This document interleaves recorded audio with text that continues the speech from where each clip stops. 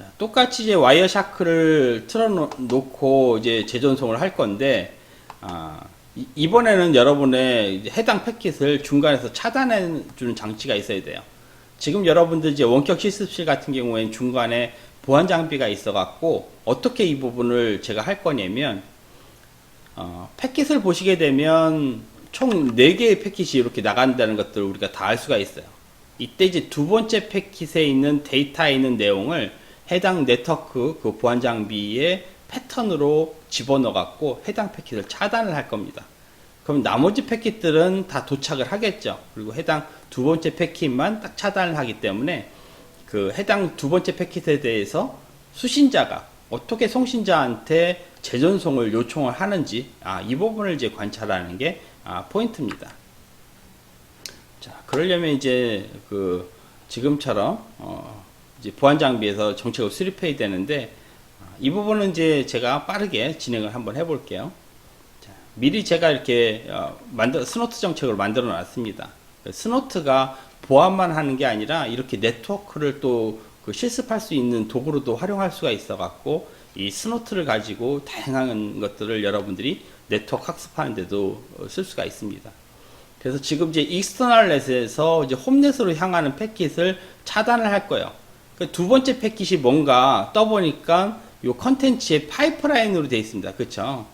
이렇게 파이프라인으로 컨텐츠의 쌍따옴표로 돼서 있다는 얘기는 뭐냐면 요 중간에 있는 값이 헥사데시말이라는 거죠. 16진수로 되어 있어 갖고 지금처럼 0x20 8a 85 3이라는 거를 제가 추출을 해 놨어요.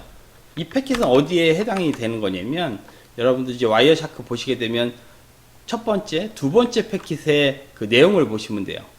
자, 두 번째 패킷의 내용을 한번 제가 보게 되면 FTP 데이터에 여기 보시게 되면 요 앞에 있는 요 앞에 20, 8A, 85, 3이라고 되어 있는 것들을 보실 수가 있어요. 그래서 컨텐츠가 해당 그 얼마만큼 떨어진 곳에 위치하냐면 4바이트 내에 해당 그 패턴이 존재하는 것들은 드랍하라고 이렇게 이제 명령을 내릴 겁니다. 이때 이제 그 컨텐츠 옵션에 depth라고 하는 그 용량 그 옵션을 사용할 수가 있는데 여기 보시게 되면 이렇게 보시게 되면 컨텐츠에 파이프라인을 해 갖고 208A 853이 한 다음에 네 번째 떨어져 있는 depth가 4바이트 떨어져 있는 곳에 해당 패킷이 발견이 되면 어떻게 하라고 했냐면 제가 그 드랍을 하라고 했어요. 여기서 그 정책 옵션에 보시게 되면 여기 보시게 되면 이제 드랍을 하라고 해놨죠. 그래서 이제 여기서 활성화 시켜갖고 적용을 한번 해볼게요.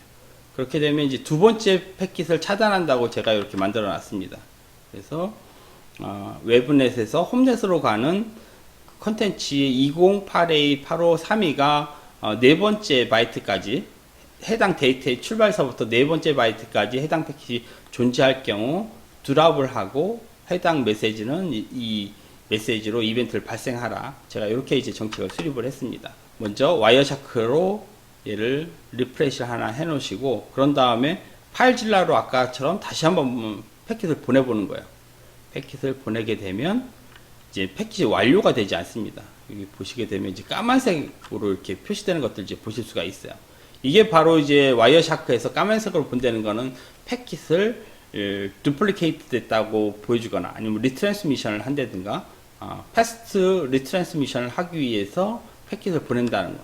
이런 부분들 이제 여러분들이 다 관찰을 해 보실 수가 있습니다.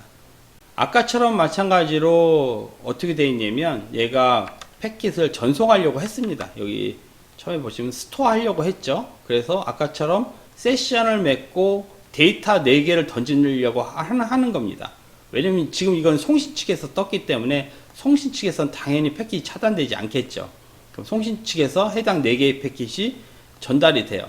그런 다음에 이 4개에 대해서 다 에크가 돌아와야 되는데 그 에크 패킷이 어디서 안 들어오냐면 두 번째 패킷 때문에 안 돌아와요. 그걸 어디서 알 수 있냐면 요 에크 패킷에 대해서 볼 수가 있습니다. 에크가 보게 되면 3개의 에크가 발생이 됐어요.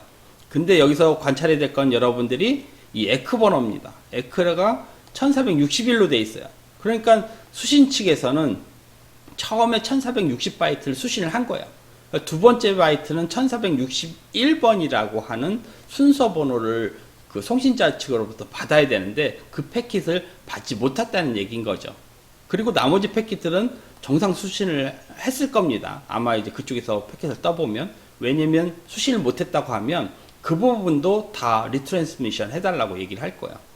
그러니까 여기서 보시게 되면 에크가 3번이 나가니까 여러분들이 이제 패킷 3번 보내게 되면 상당히 많은 패킷을 보낸다고 생각할 수가 있지만 이 데이터 통신에서 패킷 3개는 아주 먼지와 같은 존재입니다. 초당 한 148만 개 정도 패킷을 보낼 수가 있기 때문에 3개 정도는 아무것도 아니라는 거죠. 그래서 3개의 순서 번호, 에크 번호가 다 동일하다는 걸 알 수가 있어요.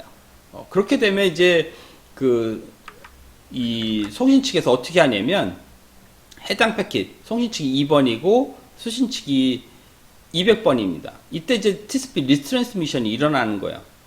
근데 이 리트랜스미션도 처음에 이제 한번 보냈죠. 그래서 여기 보시게 되면 시크 번호가 46261로 해서 이제 보낸 겁니다. 수신 측에서. 그럼 그거에 대해서 이제 응답이 왔으면 더 이상 리트랜스미션을 하지 않을 텐데 바로 이 패킷이 응답이 오지 않는다는 것들을 이제 그 송신자는 아는 거죠. 그래서 한 번 더 보냅니다. 그리고 나서 2초 후에 또 보내죠. 그리고 또 2초 후에 또 보내요. 이런 것들도 재존속 메커니즘에서 어떤 규칙을 갖고 있냐면 1초, 2초, 4초, 8초 이렇게 배수로 시간을 늘려가면서 패킷을 보내게끔 돼 있어요. 그러니까 이 재존속도 그냥 마구잡이로 규칙 없이 보내는 게 아니라 지금처럼 리트랜스미션 하는 것도 2의 배수로 이렇게 재전송 한다는 것도 여러분들이 관찰 포인트입니다. 그랬을 때 이제 여러분들 한번 요 에크 패킷 처음에 그 오류가 났다고 이게 보시게 되면 200번이 1461바이트에 대해서 오류 났다는 패킷을 관찰해 볼 필요가 있어요. 제가 클릭을 해 갖고 안에 있는 내용을 조금 더 세부적으로 들여다 볼게요. 그럼 여러분들이 요 TCP를 확대하면 여기에 이제 어떤 값을 여러분들이 주목을 해 주셔야 되냐면 자, 첫 번째 패킷 말고 이제 두 번째 패킷을 보세요. 에크 나간 거. 여기에 이제 첫 번째 패킷은 당연히 이거에 대해서 1462를 못 받았다고 얘기를 하겠죠. 그럼 이제 두 번째는 어떤 형태로 가냐면 똑같은 패킷을 보내는 게 아니라 내가 어디까지는 수신을 했고 어느 부분을 수신 못했다는 걸 알려주게끔 돼 있어요. 그걸 어디다 알려주냐면 그 TCP 옵션에다가 알려줍니다. 그래서 여기 보시게 되면 지금 레프트 엣지 지금 요 셀렉티브 액이라는 TCP 옵션을 통해서 2921서부터 4850까지는 정상적으로 다 수신했다는 것들을 알려주고 있어요. 요것만 보면 내가 수신하지 못한 거는 1461번째 패킷을 수신하지 못했다는 걸 알려주고 있죠. 그래서 이 부분이 하나가 있고 그럼 세 번째 에크도 다시 한번 여러분들이 클릭을 해 보시면 그 값이 조금 더 틀립니다. 그래서 그 부분을 보시게 되면 얘는 1851번까지 그러니까 그 이후에 온 패킷들은 계속 정상적으로 수신을 했다는 거예요. 이걸 이제 여러분들이 파워포인트를 놓고 여기다가 꼼꼼하게 여러분들이 보시게 되면 그 부분을 다 확인을 해 보실 수가 있죠. 제가 파워포인트 만들어 놓은 자료를 보여드리면 자 파워포인트로 제가 이제 설명을 드려 볼게요. 여러분들이 이제 파워포인트를 보면서 여러분들만의 와이어샤크를 보면서 이 분석 자료를 만들어 주시면 돼요. 지금 어떻게 된 거냐면 우리 시나리오가 파일질러로 그 4849짜리 패킷을 만들어 갖고 패킷을 보내는 겁니다. 그래서 중간에 보안 장비가 있는 거죠. 그래서 우리가 이제 원격 실습실 이렇게 이용을 하시면 됩니다. 아마 여러분들도 다 집에서 해보실 수가 있어요. 그래서 얘는 해당 IP에 콜론 해갖고 HTTPS로 4430으로 접속할 수 있는 거 제가 원격 실습실에서 말씀을 드렸죠. 그러니까 여러분들이 이제 정책을 제가 만들어 놓은 걸 가지고 차단을 해보실 수가 있습니다.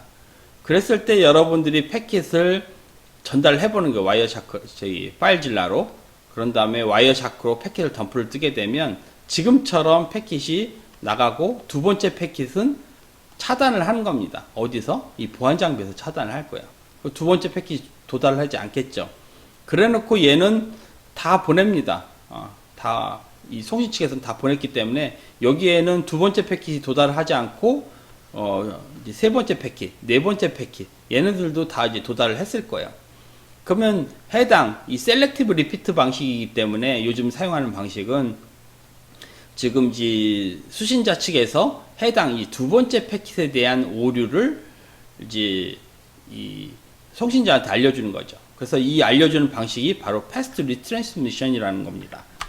두 번째 이제 파워포인트 장표를 보시게 되면, 자, 여기서 이제 여러분들이 제가 관찰을 해야 될 게, 첫 번째 패킷은 잘 받은 거예요. 지금 이제 수신자에서 바라본 입장인 거죠. 두 번째는 이제 1460바이트짜리 하나를 더 받아야 되는데, 시크 번호 1461이 도달하지 않았어요.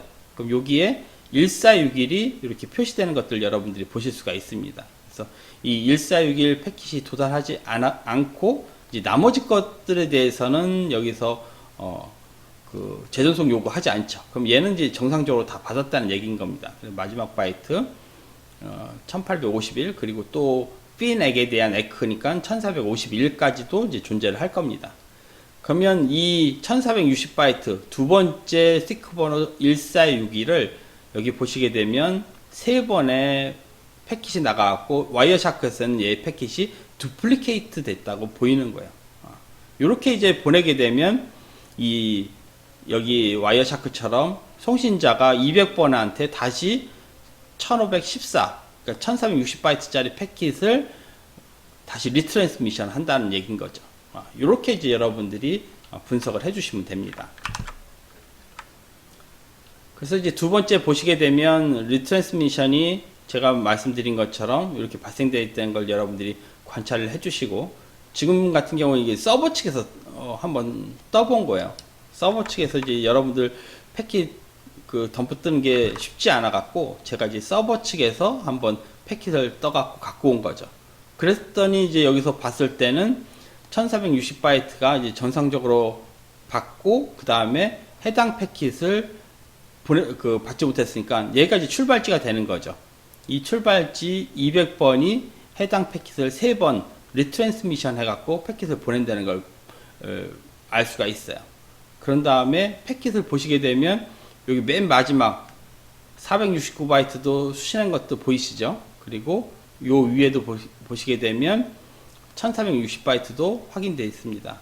그렇죠? 요 맨 앞에 있는 게 되죠. 1460바이트 그리고 1460바이트를 받고, 지금 여기 보시게 되면 요 패킷 요 부분이 세 번째 패킷이에요. 요 세 번째 패킷을 받을 때 여기 뭐라고 써 있냐면 그 전 세그먼트가 캡처되지 않았다, 한마디 수신하지 못했다는 거죠. 그래서 전에 그 1460바이트짜리 패킷을 수신하지 못했다는 것들을 이제 또 와이어샤크는 표시해주고 있습니다. 그래서 패킷을 3개 다 수신을 했고 이제 두 번째 패킷만 이제 수신을 못한 거죠. 그랬을 때 이제 제가 아까 얘기한 대로 여러분들이 이렇게 리트랜스미션 할 때 여러분들이 어떤 부분들을 바라보셔야 되냐면, 첫 번째 패킷은 잘 받았고 두 번째 패킷은 오류가 났습니다. 그래서 첫 번째 얘가 이제 패킷을 리트랜스미션을 에크 1번 3번 제가 재전송 해준다고 했는데, 이때 이제 바라보시면 지금 그 SLA 그 셀렉티브 레프트 엣지, 그쵸? 지금 셀렉티브 액에서 이 정보가 표시가 되는 겁니다. 그래서 29214부터 4381까지 잘 받았다. 아니면 그 위에 있는 두 번째는 43814부터 4350까지는 제대로 받았다. 이런 정보들을 어디다 표시하냐? 이 TCP 옵션에 그 셀렉티브 액에다가 표시돼 갖고 알려주는 거죠. 그래서 여러분들이 이런 것도 하나씩 관찰해 가면서 제가 말씀드린 것처럼 파워포인트에다 하나하나 기입하면서 레프트 엣지하고 라이트 엣지는 이제 정상 수신한 그 패킷을 그 범위가 어디인지를 이제 그 송신자한테 알려주는 겁니다. 그래야지 송신자는 해당 두 번째 패킷만 오류냈다는 걸 이제 정확하게 이해할 수가 있어요.